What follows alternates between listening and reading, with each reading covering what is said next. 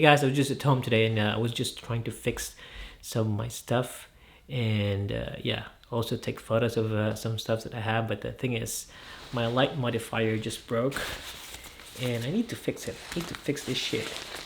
So okay, I'm gonna use some common house stuff I have.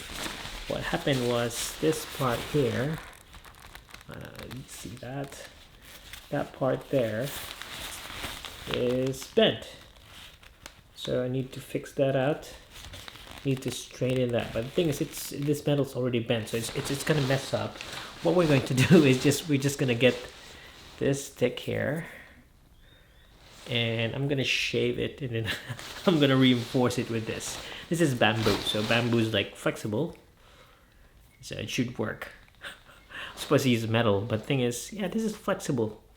This is much better. Let's try it. Okay, I didn't realize my headgear was crappy, so I had to change this. What we're going to do is we're just gonna shave this one up until it becomes smaller, and then we're gonna try to fit it to that one. So I'm gonna start shaving it. Yeah, easy. So after shaving it up, I have a lot of shavings up here. Need to clean up later. It's here. So check this out. It's within. It's flush.